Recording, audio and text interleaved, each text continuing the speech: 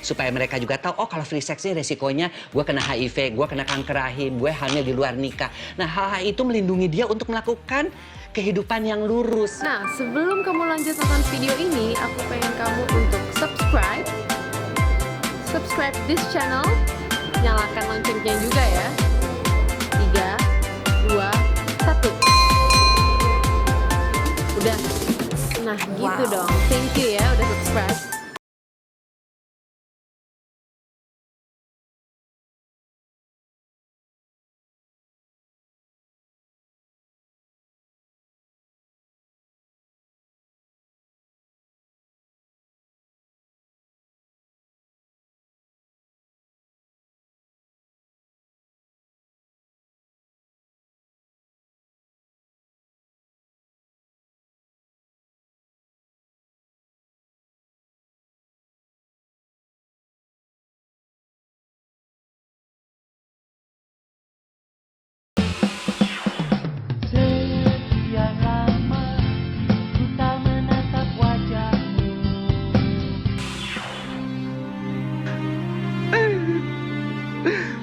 Aku tuh hidupnya kan berat banget ya. Mungkin pemirsa Eksis juga tahu ya bahwa aku tuh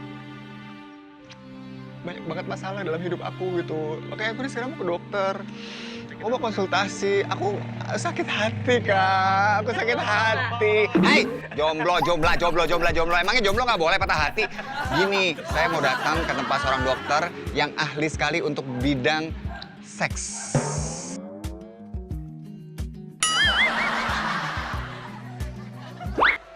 Let's go.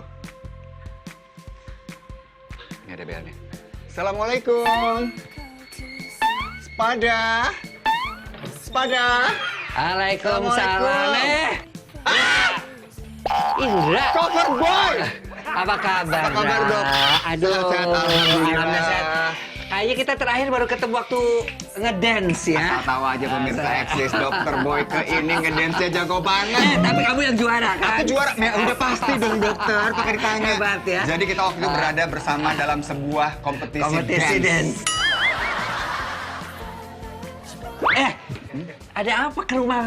Biasanya orang-orang pada datangnya ke klinik, pemirsa dia tiba-tiba mau ke rumah. Kalau ke klinik udah biasa, kita mau lihat, kita mau bongkar, kita mau acak-acak rumahnya Dokter Boyke, boleh ya? Boleh. Saya masuk dulu boleh dong? Tidak ada rahasia di sini. Gini. Sebentar, bener nggak nih?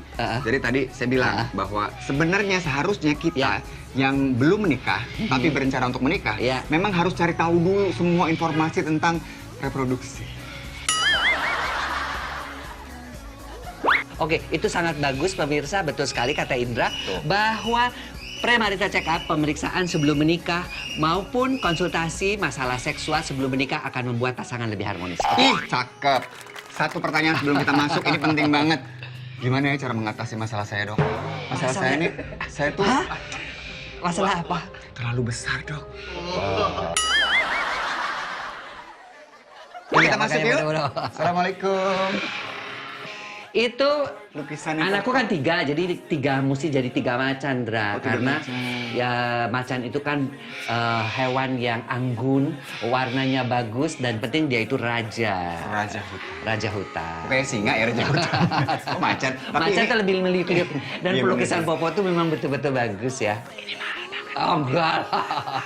Mahal banget. Popo Iskandar ya kalau nggak salah ya. Ini mahalnya.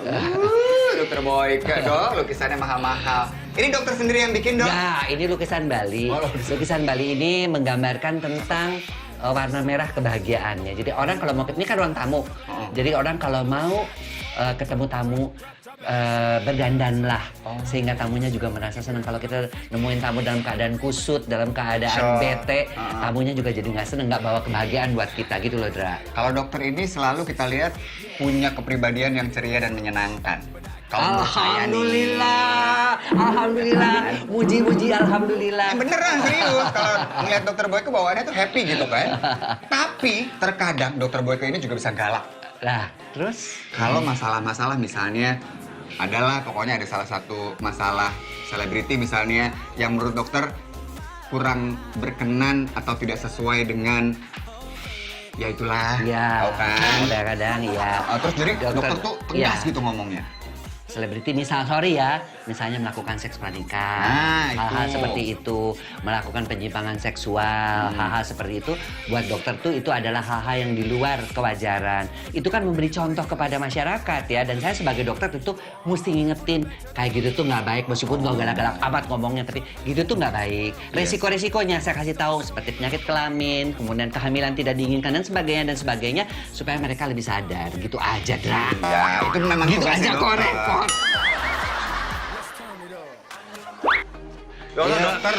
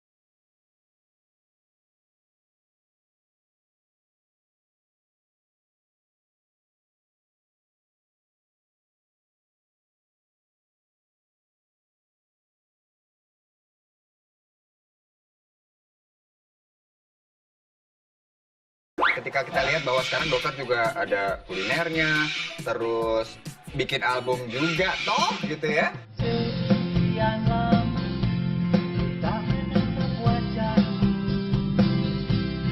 tak tahan rasa, ku merindukan dirimu. Bikin buku sih udah pasti gitu. Ini mengingat bahwa dulu juga sempat kuliahnya bidang apa, terus tiba-tiba bekerja di bidang apa. Apa nggak takut dibilang orang malah ini dokter kagak ada pendirian nih? Ini apa? Semua dicobain gile. Gini, jadi kalau mau tahu ceritanya, sebenarnya tuh aku tuh memang senang dengan entertainment. Cuman kan orang tua zaman dulu kalau kita mau masuk ke arah seniman tahu sendiri kan. Boleh, pasti. Pastinya kalau orang mau dikasih makan apa nanti istri kamu, mau dikasih itu kan orang-orang tua. Jadi oke lah, orang tua masih pengen. Kebetulan juga aku juga memang suka ya di dunia kedokteran. Karena kedokteran itu adalah art and knowledge. Ya, nah mungkin ada beberapa orang yang knowledge-nya banyak, jadi periset, jadi guru besar, jadi saya lebih banyak di artnya gitu. Nah artnya itu yang saya kembangkan, terutama kan untuk ngasih pendidikan seks, pendidikan tentang masalah kandungan. Orang tuh terlalu serius, kadang-kadang saya lihat seminar-seminar tuh orang bosen Iya gitu. sih. Apalagi kalau untuk awam ya. Jadi saya mengemas seminar itu dengan nyanyi, dengan ngejoke, dengan itu supaya orang itu juga menerima ilmu pengetahuan itu nggak serius-serius banget. Jadi lebih gampang Tapi masuk. Lebih gampang masuk, benar itu. Benar, itu yang Gitu loh. terpenting ya. Kalau masalah yang terbesar atau terbanyak gitu ya yang dihadapi oleh masyarakat di Indonesia secara umum ya, Ya. Dok, masalah problema seksual itu apa sih? Kalau problema seks yang paling banyak itu untuk laki-laki pasti disfungsi ereksi, ejakulasi dini, itu mah udah temenan deh. Masalah untuk yang wanita yang paling sering itu ketika mereka memasuki usia menopause. Oh, menopause. Menopause itu kemudian mereka mengalami apa yang disebut dengan dispareunia, nyeri saat hubungan seks dan tidak ada hilangnya gairah. Oke, ini kita berbincang ini tentunya dalam koridor kesehatan, Iya. ya, bukan untuk berbincang yang esek-esek atau apa, enggak Iya. sama sekali, ini untuk memberikan ilmu pengetahuan tentunya. Iya. Dok, gini, ini penting nih, selama ini di IG sis, hampir IG kita ya sis. Dok, itu tuh suka ada tuh tiba-tiba di IG gitu. Minyak lintah katanya, Oh, bisa iya. memperbesar.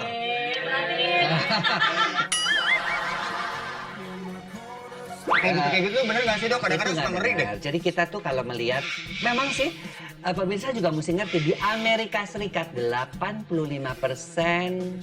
pria-prianya tidak puas dengan ukuran. Bayangin Amerika Serikat tuh yang udah dibilangnya jumbo ya. Jumbo. Yang udah bilang oke gitu, masih tidak puas. Sehingga ada penelitian menunjukkan bahwa operasi plastik terbesar di Amerika Serikat bukan untuk wajah, tetapi untuk memperbesar alat kelamin. Lah, kamu bisa dioperasi Ada seperti itu? plastik? Bisa. Maksudnya bikin Dengan cara- mancung? Sementara di Indonesia hal-hal seperti ini masih ke arah-arah yang penggunaan obat-obat tradisional. Dari mulai minyak lintah, disengat tawon, sampai kepada macam-macam. Ada tuh daun irian, Dok. Daun irian, itu salah. Aku pernah punya pasien loh itu. Hati-hati ya menggunakan daun irian, namanya tuh daun gatal-gatal. Itu kalau Anda pakai daun gatal-gatal, itu yang terjadi adalah bengkaknya karena bengkak alergi. Oh iya? Dan kemudian terjadi nanti pernanahan. Jadi beberapa pasien terpaksa harus dilakukan amputasi alias dipotong. Pengen besar, tetapi karena mengalami proses pembengkakan karena alergi, lama-lama membusuk, dipotong. Aduh, ngilu. Itu benar, itu kejadian banget. Jadi nggak usah lah. Pemirsa tidak perlu khawatir dengan ukuran yang diberikan oleh Tuhan kepada kita. Seperti main bola, bukan ukuran bolanya yang penting. Tapi- yang penting gocekannya. Oh, saya pikir yang penting ukuran gawangnya. Pernah kita mendengar cerita tentang perjalanan dokter ke Tanah Suci. Ya. Di mana di sana ada Oh, iya. sebuah perubahan besar dalam kehidupan dokter. Apa sih? Ya pemirsa, ternyata menjadi ahli seks, menjadi itu nggak gampang juga di dunia timur, di mana masih sangat menghargai koridor-koridor, ngomong kayak gitu tuh, ngomong asal gitu. Iya. Kalau saya kan ngomong apa adanya sesuai dengan pengetahuan dong. Blak-blakan. Blak-blakan itu belum bisa rupanya di sini, sehingga anak saya di teror, diomong-omongin ibu saya, istri saya, sampai teman-teman saya sendiri pun udah ngingetin, termasuk guru saya, lo berhenti deh ngomong seks begini. Padahal menurut saya justru belajar seks itu adalah dari kitab yang namanya The Garden, ada tentang taman-taman yang wangi judulnya. Ya, The Perfume Garden. Perfume Itu Garden. yang mengarang adalah Syekh Muhammad Nasrawi. Jadi sebenarnya Islam itu sudah dari dulu menempatkan seks itu sebagai kebahagiaan perkawinan, itu sudah dari zaman dahulu. Nah, saya bawa lah buku itu dan saya terinspirasi untuk membawa seks secara Islam dan Islami. Karena banyak sekali masalah-masalah begitu, sampai ibu saya dipanggil ibu saya itu nggak pernah jarang-jarang ya. Benar-benar dipanggil nih. Dipanggil, suruh duduk, kamu berhenti ngomongin seks. Mami udah capek dengerin komentar orang-orang tentang kamu. Udah, kamu jadi dokter kandungan murni aja nggak apa-apa. Gak usah ngomong kayak gitu, Mami tuh tiap pengajian, tiap ini kadang-kadang, aduh anak ye ini begini. Coba. Nah, terus akhirnya saya pikir gini deh, Mah. Aku mau, karena aku juga yakin itu dari sumbernya dari Islam ya, kenapa? Dan di Islam pun diajarkan juga dalam surat Al-Baqarah ya, seperti misalnya datangilah istrimu dari tempat mana yang kau kehendaki.